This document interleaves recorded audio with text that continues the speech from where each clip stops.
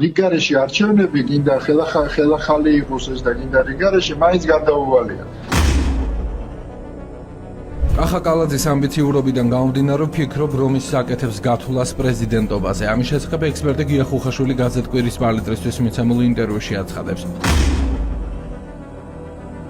საკმარისზე მეტი მტკიცებულება აქვს BBC-ს, ხო?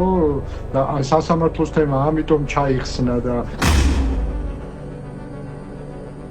ბიძინას აქვს ესეთი მანევრი, რომ გადაგვარჩინოს ყობახიძის დესპოტიზმისგან, რასაც ქვია. ხო, ეხლა დავითაშვილს მოიყვანს თუ ის მოიყვანს, ეს ტექნიკური საკითხებია, შეიძლება დავითაშვილიც მოიყვანოს, ხო? თუ ის სანქცირებული იქნა, ეხლა ესასტუმრო პარაგრაფი მაინც ვერ იმუშავებს, იმიტომ რომ ბარათებით ეხლა იქ სტუმარი ვერ შევა, ვერაფერი ვერ მოხდება, იმიტომ რომ ყველაფერი იქნება ბლოკირებული, როგორც მისი ქონება. აქედან გამომდინარე დარჩება კედლები ეხლა. პროგნოზს ვაკეთებ, მაგრამ მე არ გამიკვირდება კალაძე რომ დაიჭირონ არჩევნებამდე.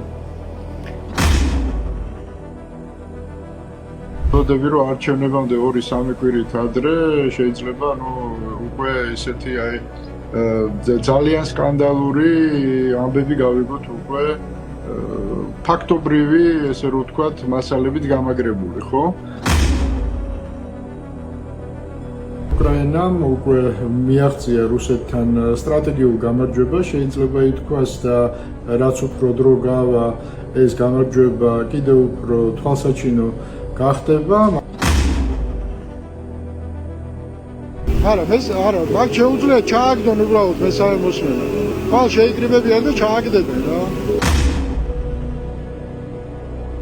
გავაკეთოთ მოკლე პროგნოზი, ხო, ეხლა მე კი არ მიყვარს პროგნოზები, მაგრამ ეკონომიკაში შესაძლებელია გარკვეულწილად პროგნოზირება. გაჩნდება უზარმაზარი დეფიციტი იმაზე, რა ქვია, სავალუტო ბირჟაზე, ხო? ანუ ლარზე დაწოლა იქნება უსასტიკესი პირდაპირ გეტყვით.